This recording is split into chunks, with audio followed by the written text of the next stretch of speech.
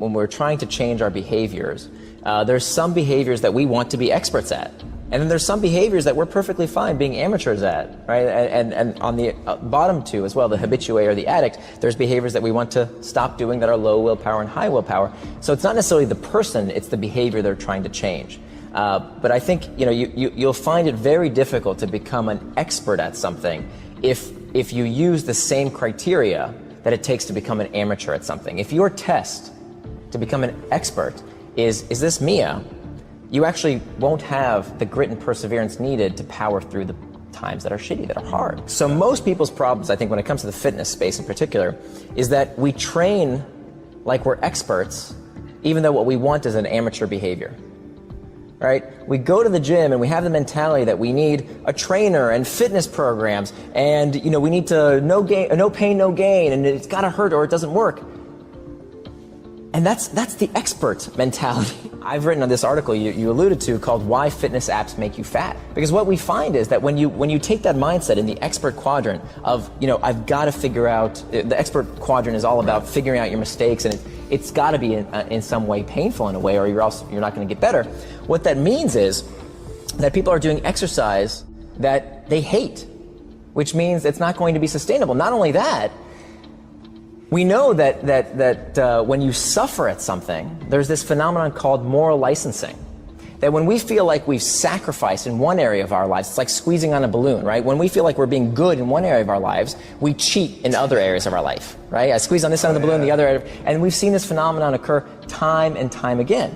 We find that when people buy green products, they're actually less kind. They're less likely to help someone who's just fallen down in front of them after they've sacrificed by buying an ecologically sound product.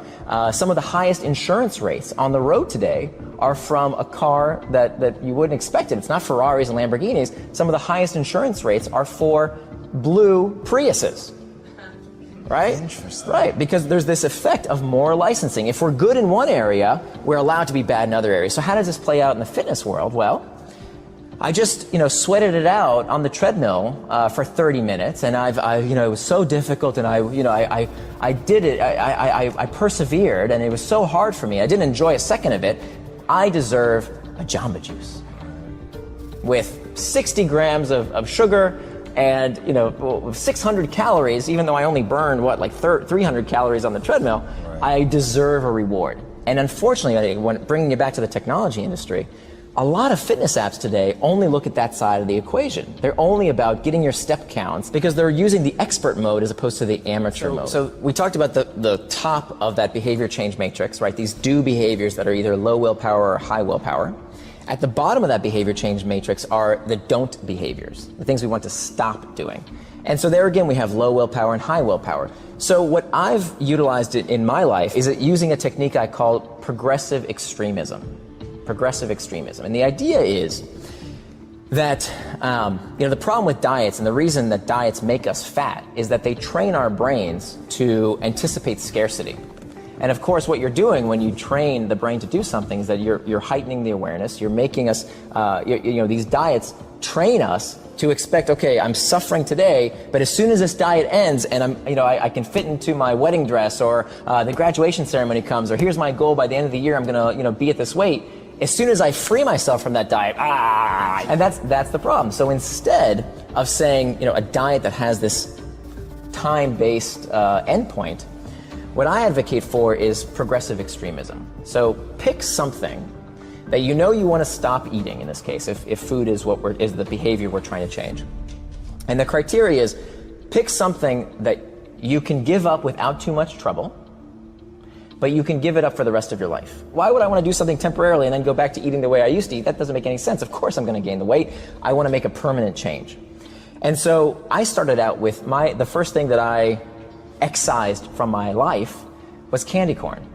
And so I just cut them out and say, I'm never eating candy corn ever again. And then what happened? And I kept track. I kept track of everything I gave up. And then maybe like a week or two later, I'd assess and say, hey, that wasn't so hard. What else could I give up?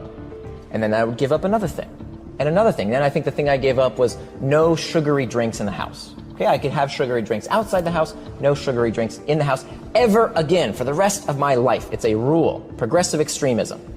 So I went up this chart, kind of more and more and more things that I was giving up, until I gave up, just last June, I gave up refined sugars completely. It's just not something I do. Now, people have no trouble saying, oh, candy corn, easy, that's great. But then you say, okay, I'm going to give up all refined sugars, and people say, oh, that's not so cool anymore. Right. But of course, that's the natural progression. And what you're doing here is you're using this phenomenon of self-image. That when you talked about self-image earlier, and how we can actually utilize how we see ourselves to boost our willpower. There's been a lot of studies that show that when people identify a behavior that they do or don't do as part of who they are, it becomes much easier to resist. For example, if you're a vegetarian, if you're a devout Muslim, if you're an Orthodox Jew, you're not constantly asking yourself, should I eat the meat, or should I have some beer, or should I have some pork, right? Like, that's not a debate you're having on a constant basis. You just don't do that, because that's who you are, right? If I'm a devout Muslim, I just don't drink. That's just what I do. If I'm a vegetarian, I just don't eat meat. It's no longer a debate of should I, can I, is it okay? I just don't, right? Whereas many dieters, they think to themselves, well, should I not, should I have the cake? And what they're doing is expending this willpower resource that over time, there's a lot of evidence that shows becomes depleted, and it becomes very hard. It's this constant struggle. But by doing this progressive extremism and saying, look, that's just one thing I just don't eat, and taking it slowly. I mean, this has to take years to scale up. You're constantly excising things from your life, from your diet, but for the rest of your life. And it's using that same principle of, this is just who I am. I just don't eat those things. So that's the shift, is changing your mindset of this is something I just don't do versus something I can't do, which can't means maybe it's flexible versus something I just do not do.